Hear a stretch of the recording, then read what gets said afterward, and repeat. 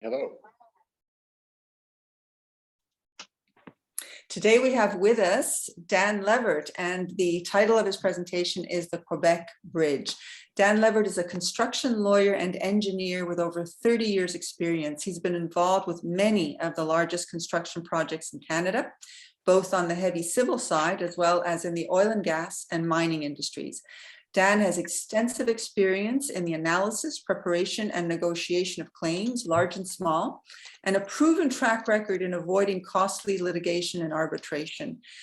Dan is the author of a book published in 2020 entitled On Cold Iron, A Story of Hubris and the 1907 Quebec Bridge Collapse. And one of the reviews of that book says it's an outstanding historical and technical study of an avoidable human tragedy. You can find more information on Dan at www.oncoldiron.ca. Welcome, Dan. Thank you so much for joining us. And we are waiting with bated breath to hear your presentation. Thank you, Susan. It's a pleasure to be here, and thank you to all you folks for taking the time to hear me talk about my labor of love, On Cold Iron, a story of hubris in the 1907 Quebec Bridge collapse. Let me share my screen so I can get my PowerPoint presentation up. I hope. Oh, bear with me a minute.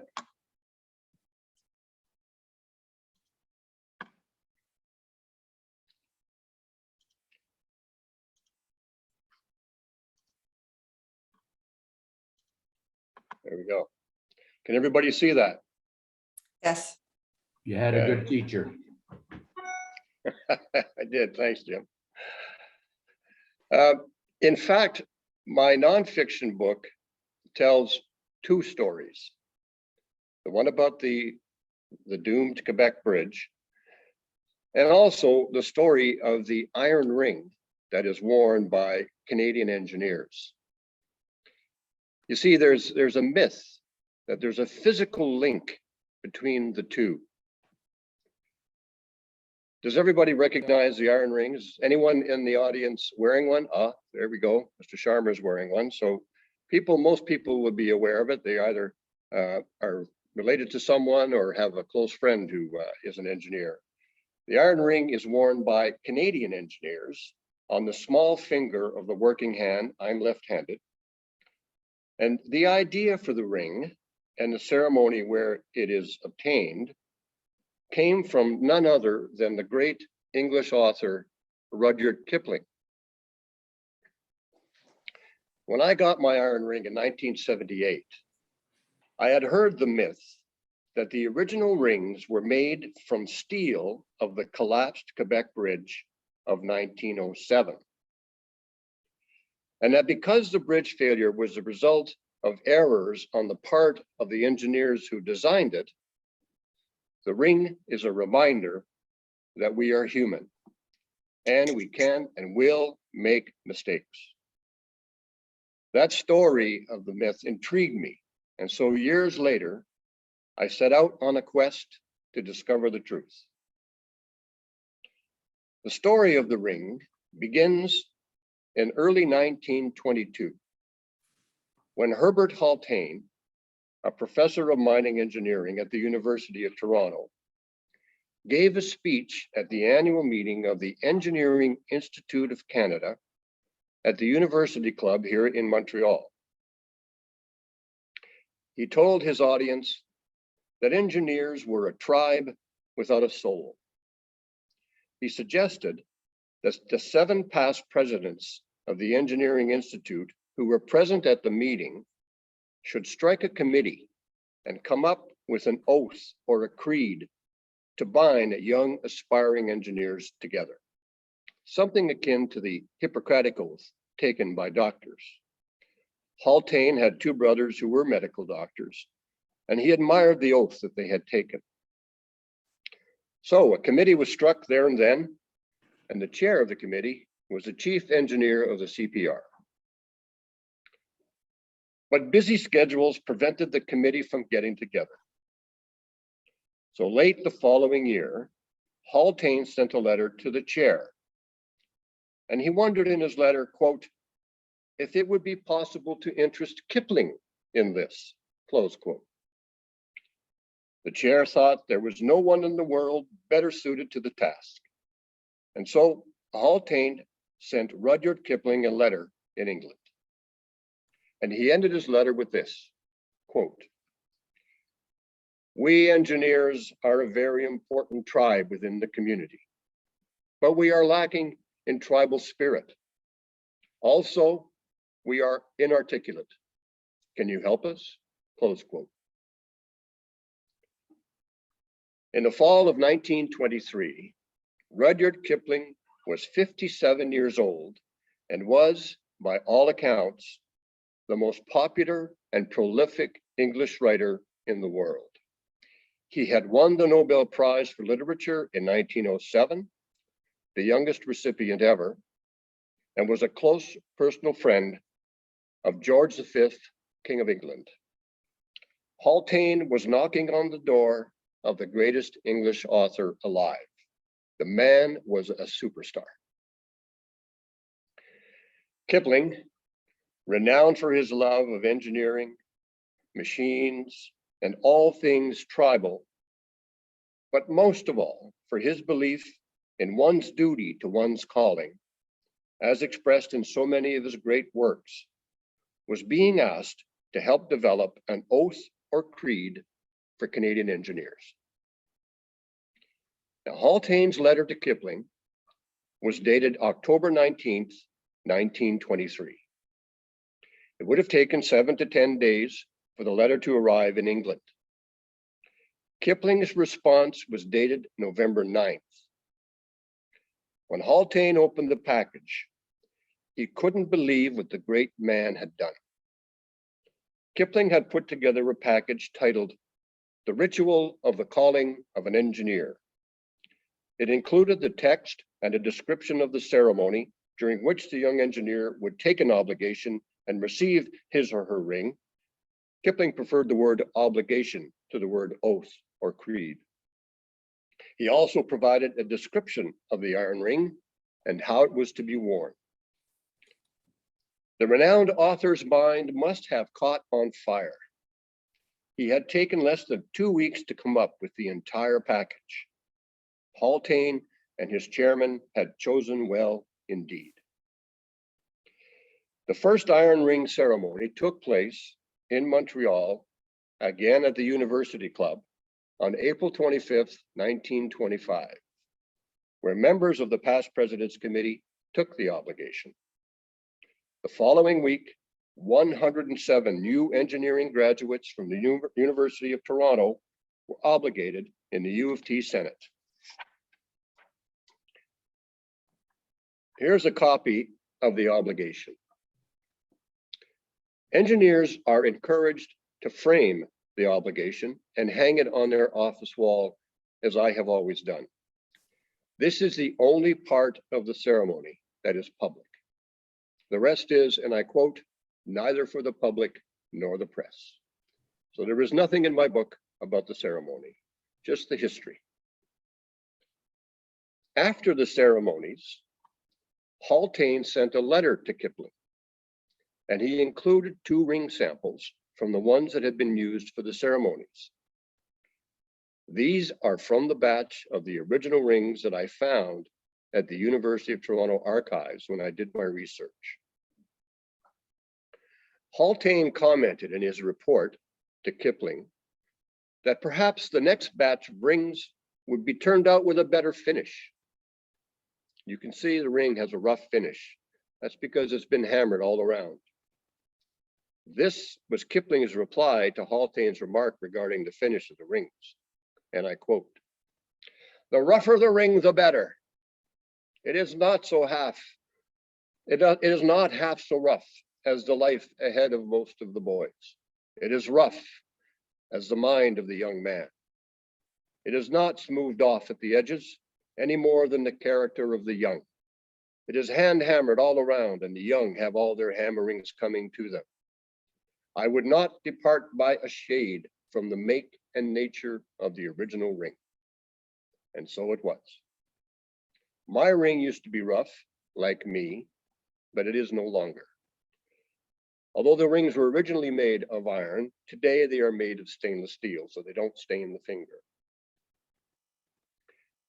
In 1907, Kipling wrote a poem titled The Sons of Martha. In it, he comments on the biblical story of a visit by Jesus and his disciples to the home of Martha and Mary. While Martha busied herself preparing a meal for Jesus and his entourage, her sister Mary sat at the foot of Jesus, listening to him preach. Martha complained and asked Jesus to tell Mary to help her. Jesus replied that Mary had chosen the good part, which must not be taken away from her. Martha's duty was work. For Kipling, engineers are the sons of Martha, among those who bear the burden of the world's work, making people's lives more livable by providing for their physical necessities. One final note about Kipling. At the start of his career, Kipling was living in India and working for a newspaper there. At the age of 20, he was admitted as a Freemason. In caste-ridden India, Freemasonry was the only ground on which adherents of different religions could meet, quote, on the level, close quote. Kipling described his experience. I was entered by a member of the Hindu, passed by a Mohammedan, and raised by an Englishman. Our Tyler was an Indian Jew. Close quote. The idea of a secret bond, a sense of community and of high moral principles among people sworn to a common purpose, fit Kipling's concept of a social order. Your Rotary motto, service above self, is not dissimilar to this concept. So the ring is not a signal to the world that I am a Canadian engineer. It is a symbol of humility, worn on the small finger of the working hand as a reminder of the obligation that we took. There are 28 camps across the country where senior engineers called wardens conduct the ceremony twice a year. I am a warden of Camp 18 in Calgary. Over 500,000 engineers wear this ring today. It is uniquely Canadian. We will be celebrating the 100th anniversary of the first ceremony in 2025. We're hoping to have a commemorative stamp and perhaps a coin.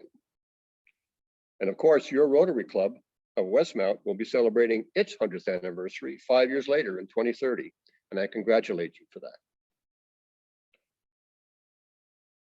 This is the symbol of the Corporation of the Seven Wardens, which is the national body that administers the ritual. The symbol to the left of the writing is of a chain. One thing I will let you in on is that when the young engineer takes his or her obligation, they hold a chain that links everyone together. Thus, you take your obligation on cold iron. Now to the bridge.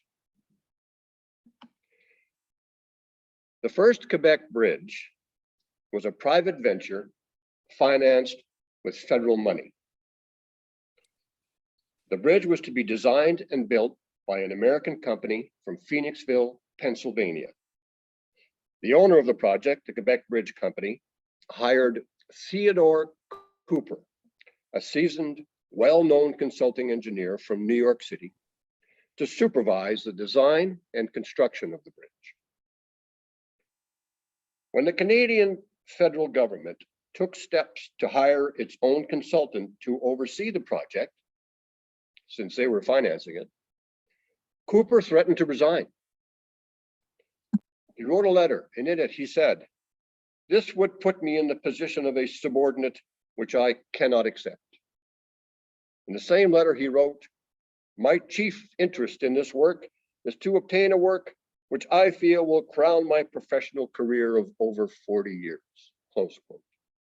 He underlined the word chief. Clearly, the man had a very high opinion of himself. The federal government never did hire their own consultant, and so Cooper had the last word on what was to be the longest clear span bridge ever built by humankind. These are the overall dimensions of the bridge, of the first bridge. There's a clear span of 1,800 feet between the piers and a clearance of 150 feet above the water for navigation purposes. At the time, it was going to be the longest clear span bridge of any kind in the world. The second successful bridge that stands there today has the same span of 1,800 feet, and it still holds the world record for the longest cantilever bridge in the world, even after all these years. And that's because long span bridges today are either suspension or cable stay bridges. But setting the world record for the bridge span was of supreme importance to Cooper. Now, prior to this bridge, at the time, the world record for cantilever bridges was the first of Forth Bridge in Scotland at 1,710 feet. So Cooper was going to beat that by 90 feet. This shows the details of the various parts of the south half of the bridge that collapsed. The structural steel design was prepared in Phoenixville and checked by Cooper in New York City. The steel was then fabricated in the US and shipped in large sections for assembly at site. The construction managers and foremen were Americans, but most of the workers came from the nearby communities, but primarily from Ganawagi. At the time of the collapse, the section out over the water extended almost 800 feet. They only had another 100 feet to go to finish that half. The anchor section between the piers, this is the main pier and this is the anchor pier. So this section was 500 feet. Now, the advantage of a cantilever bridge is that you do not need any temporary supports for the section that goes out over the water. It supports itself by being counterbalanced by the section between the piers. Try to picture this as a diving board that is anchored to the floor. Now, each half of the bridge was to be built out from the shore. This was the south shore, the other end was the north shore, and they were going to meet in the middle. But they wouldn't be built at the same time so that they could use the machinery and equipment from the south shore over to the other span, the other shore. What's also important here is that the top members of the bridge are in tension as this cantilever part tries to go into the river. As it bears down, all these top members are in tension and all of these bottom members are in compression. Now, this is a view of the bridge looking upstream towards Montreal. So from the Quebec side towards Montreal. It was taken several days before the collapse. On the left is the south shore of the river. This photo was taken one day before the collapse, and it's looking upstream towards Quebec. Or sorry, it's looking downstream towards Quebec. And actually, this photo was the exhibit that was used in the Royal Commission of Inquiry proceedings that were held after the collapse. I got this, of course, at Archives Canada. You can see that it suffered some water damage. Now, weeks before the bridge fell, weeks before it fell, it was showing signs of failure. The bottom compression members, these members right here, were so overstressed, they were bending in the shape of an S. But the engineers in Phoenixville and New York refused to believe that the bends were caused by the bridge being overstressed. They had supreme confidence in their design. They insisted and accused the workers of bending the members before they went into the bridge. Cord A9L right here was the worst. That last week of the collapse, things were very tense at site. Some of the workers were nervous. They could see the bends in the members. The day before the collapse, the young engineer was sent to New York by train to brief the consulting engineer, Theodore Cooper. On the morning of August 29th, 1907, the young engineer met with the old man in his office in New York. When Cooper understood what the young engineer was telling him, he fired off a telegram to the contractor in Phoenixville to add no more load to the bridge. Unfortunately, Cooper did not alert the site directly, and work continued on the bridge. The engineer in Phoenixville was not in his office when the telegram arrived at noon, and he ignored the instruction when he got back at 3 o'clock. He didn't stop work at the site. Cooper had ordered the young engineer to go to Phoenixville immediately and brief the contractor. When the young man arrived at 5 o'clock, still the engineers and managers in Phoenixville refused to believe that the bridge was failing. At 5:30, they decided to meet again the next morning. As the meeting broke up, the bridge collapsed. It was 5:31 p.m., 15 minutes before quitting time.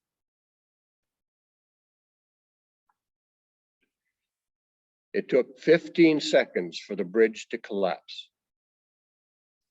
There were 86 men working on the southern span, many of them on the 500-foot section between the piers.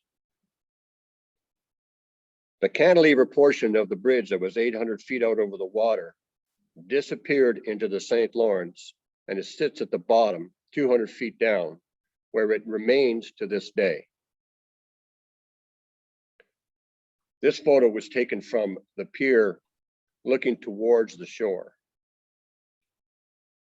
There were men trapped in this steel between the piers, mostly riveters. This photo was taken at low tide. I'm going to read an excerpt from my book that describes the scene that night. There had been many men working on the anchor arm between the piers on the shore of the river. The bridge collapsed at low tide. The tide began to rise at 6 o'clock. Rescuers were able to pull 8 injured workers from the wreckage, and they were rushed to the nearby Levert hospital. 11 other survivors could not be pried loose from the massive steel tentacles. Those who came to the rescue tried frantically to save the men, but there were no cutting torches or any heavy tools available. They struggled in vain with crowbars and tackle. One worker was pinned by the foot in the center of the wreckage. He shouted to the rescuers to chop off his foot with an axe and get him out, but they couldn't reach him. The tide continued its inexorable rise of 13 feet.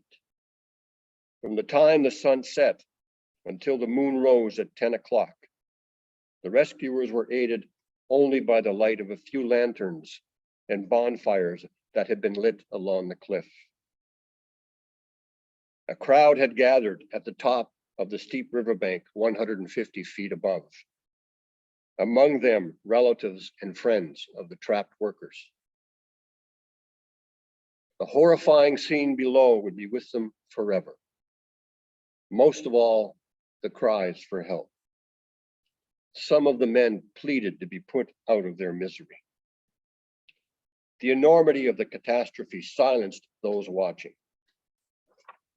A priest from the nearby parish of Sillery was in the crowd. Father McGuire lowered himself down the cliff on a rope and waded out into the river through the twisted steel wreckage to administer last rites to the doomed men.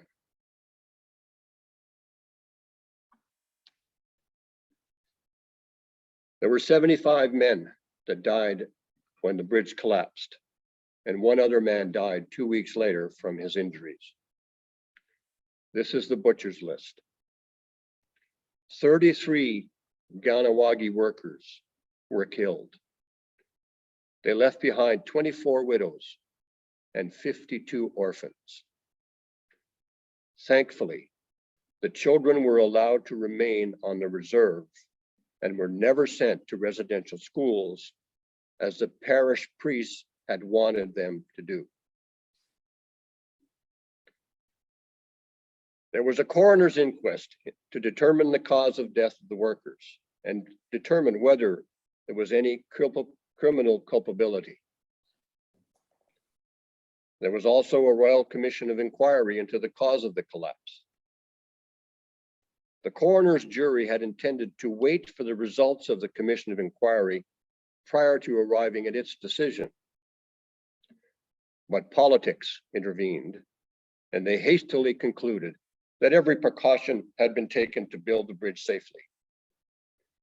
No one was held responsible. The 3 engineers of the inquiry determined that the cause of the collapse was a failure of structural member A9L, and that it failed due to design errors on the part of the contractor's chief engineer, which had been checked and verified by the bridge company's consulting engineer, Theodore Cooper. Although Cooper's career ended, no one was ever found culpable for the deaths of the 76 men. This photo was taken 1 week before the collapse. Only 5 of these 13 Mohawk workers survived. The bridge looms in the background. The disaster, as the Ganawagi referred to it, did not deter the young Mohawk from continuing the tradition of becoming ironworkers. They more than ever wanted to do this daring and dangerous work. But after the disaster, the women on the reserve insisted that the men should never work all together on a single job. And so they boomed out to different projects, different locations. And that's when they began to work in places like New York City. The bridge that stands today was completed in 1917, and it too suffered a tragedy with the loss of 13 men. In all, 94 men died building the Quebec Bridge. I never did find any evidence of a direct link between the Quebec Bridge and the Iron Ring, but I discovered an ethical link. You see, the lesson of the bridge is one of humility. There was no trace of humility in any of the engineers involved with the design of the Quebec Bridge. If there had been, those men would have been taken off the bridge before it collapsed. Rudyard Kipling's lesson to the young engineer is also one of humility. To recognize one's humanity, to check and double check one's work, and ask for help when necessary, and to welcome peer reviews. And that is the real link between the Iron Ring and the Quebec Bridge, the lesson of humility. Thank you. Thank you, Dan. Thank you so much. If you could stop the share screen, we'll go into questions. Okay. Wonderful. Thanks so much. Okay, the floor is open to question. Who is first? I'll go first. Go for it, Jim. Okay. Thank you very much, sir. That was it's a hell of a story.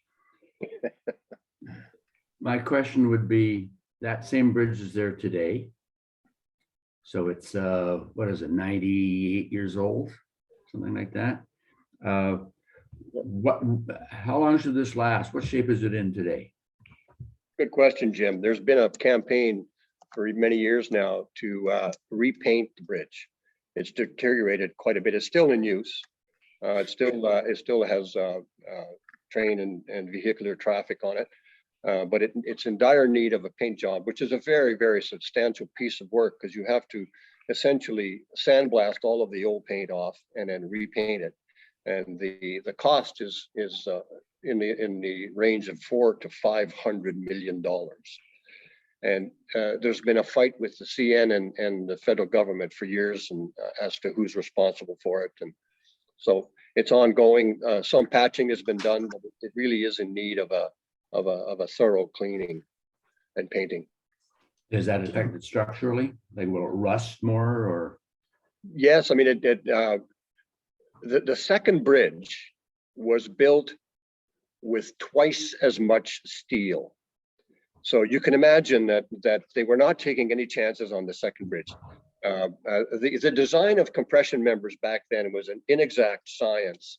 And so, and Cooper tried to sort of take the science forward and made too many assumptions. And that's part of what he did wrong. And so what they did in the second bridge is they just doubled the weight of the steel. So there's tons of steel there, and it would be another 100 years before it was ever compromised structurally. But it is in need of a paint job. Jim, that would be a good paint job for us. I'm sorry, I'm busy that weekend. Dan, I've spread the lie about the bridge and the rings for years and years and years. And it was only when somebody lent me your book recently that I found out the truth. So my apologies for spreading the lie. No, actually, it continues to this day, and it's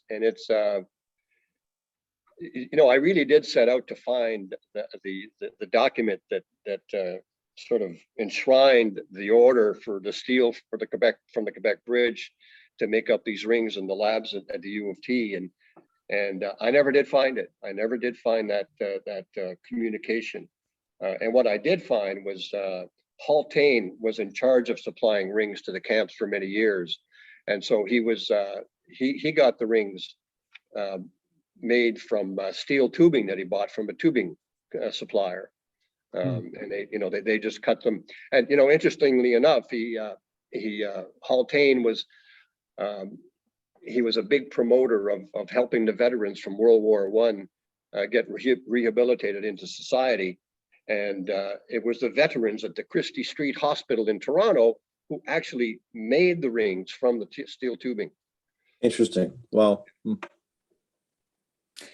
I wonder, Dan, what was the nature of the second tragedy where the 13 men were killed?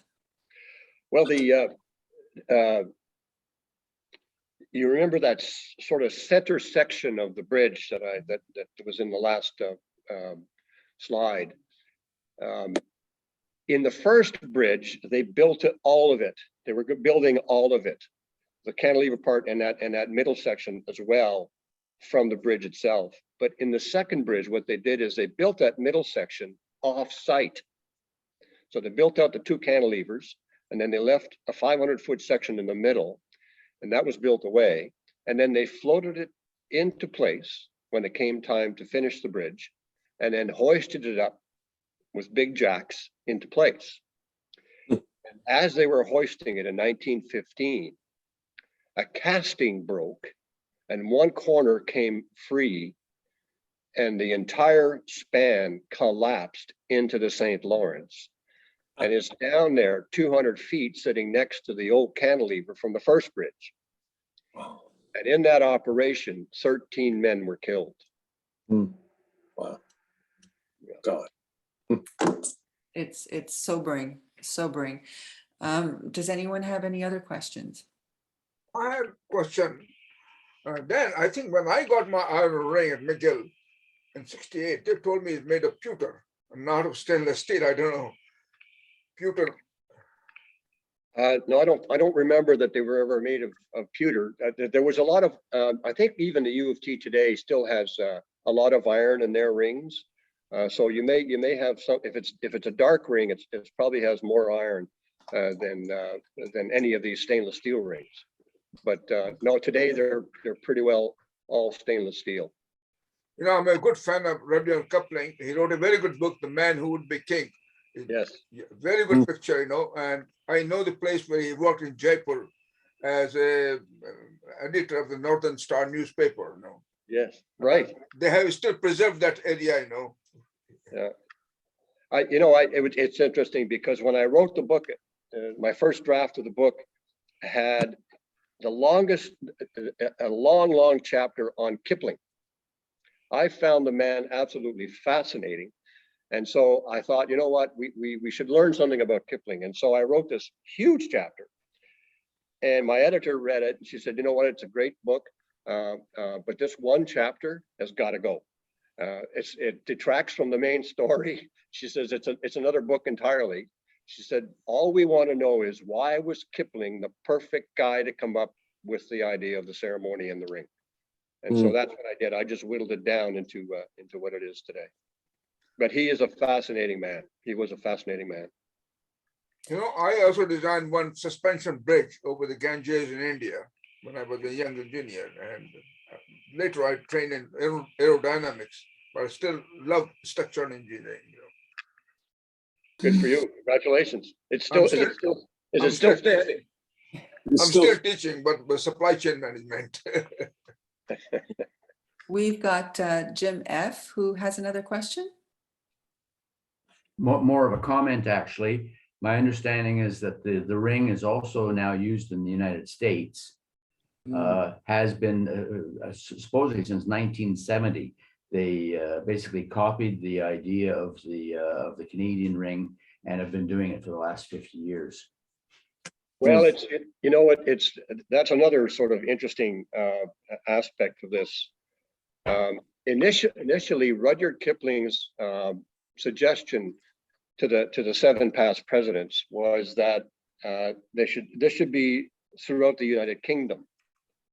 And so there were discussions with the English, and there were also discussions with the Americans. And Rudyard Kipling had a thing about America. You see, back then, in order to have copyright of your work in the US, you had to be a US citizen. And what was happening is that the American publishers were taking Kipling's work and they were publishing it and distributing it and selling it, and they weren't giving him any royalties. So he really had a thing about Americans.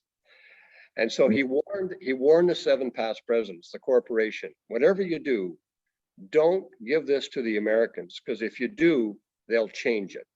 And you don't want this thing changed. So the thing that you're talking about, sir, is it's not a copy, it's a sort of a facsimile of what we do in Canada. But I can assure you that the ritual and the iron ring is uniquely Canadian. It's copyrighted, and we have the trademark for the ring. And so it is only in Canada. Well, we have one of our members who is being modestly silent here. Where's James Bouchard? I believe he also wears the ring. Well, actually not. I'm not a member of the order, so I don't have the ring. Oh, did I not see the ring on you at one point? No? No. Okay, my mistake. Okay. I'm glad you mentioned the order, because it's important to know that the ring is not connected to engineering schools, and it's not connected to any of the professional associations or the Ordre des ingénieurs in Quebec. It is completely separate. Now, the camps that I mentioned, the 28 camps that are spread throughout the country, they're located in areas where there are universities, to make it easier to get the young engineers as they are graduating to take part in the ritual and to receive their rings. But there is no direct link between the ritual of the calling of an engineer the engineering associations or the engineering schools. Mm. It is a completely independent corporation. Let me tell you, Sridhar, there are people who come from India, do their PhD in engineering, Master of Engineering, they don't get the ring because they did not basically graduate a bachelor degree from Canadian universities. So so you can become order of engineer, but you can't get a ring unless you're trained basically in Canadian university. I have people. Yeah, you know what, I know that some camps have that rule, but I think nationally, if you join the engineering association and they have sanctioned your degree and recognize that you are a professional engineer, I think that in that case you can apply to take part in the ritual. Not in Montreal. There are people with PhD in engineering. They were refused because they didn't have bachelor degree from No. Canadian university. Well, Because we have to wind up for the video, we have George that's been wanting to ask a question or make a comment. Go ahead, George. George? George, out. unmute. There, he did. Yeah, Okay, and go ahead. unmute me. Hmm. Go Okay. ahead. My question is, we also had quite a bridge collapse here in the St. Lawrence River in Montreal. Ever thought about writing on that one? You know, I was thinking about another project. I had given some thought to writing about the Ocean Ranger disaster that happened in 1982. And as a matter of fact, I had even started some research on it. But I wouldn't want my book to cause pain to anyone. You know, writing about the Quebec Bridge, where 76 men died, I mean, that happened over 100 years ago. And so no one is left alive that would be affected by this. And so in thinking about writing about the Ocean Ranger, I hesitate to bring anyone pain, because what I would do is I would put you in that control room that night when this poor high school teacher was trying to figure out how to fix the ballast pumps and stop the water from flooding the tanks, etc. And I know that would bring pain to the family. Thank you, Dan. I have the pleasure of thanking you for this. You had us spellbound, truly, and you're uniquely placed as both a lawyer and engineer to bring the different facets to life for us. But also what really shines through, Dan, is your humanity and your concern for the ethics of it. And you've just, I think, proven that with your last reply. So thank you so much for giving us of your time and your talents and presenting this to us. Thank you very much. My pleasure. Thank you. Thanks, I'll Dan. leave you to your business. Thank you kindly. Okay, we can